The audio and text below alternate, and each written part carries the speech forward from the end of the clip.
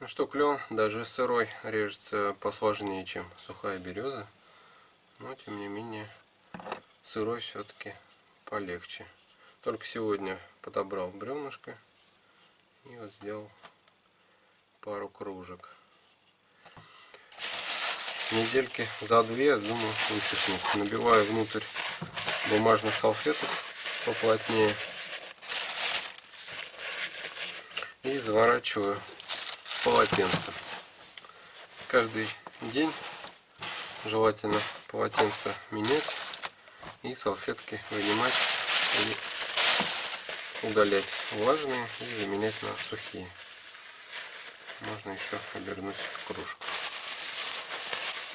И, в принципе, без проблем все должно высохнуть без трещин.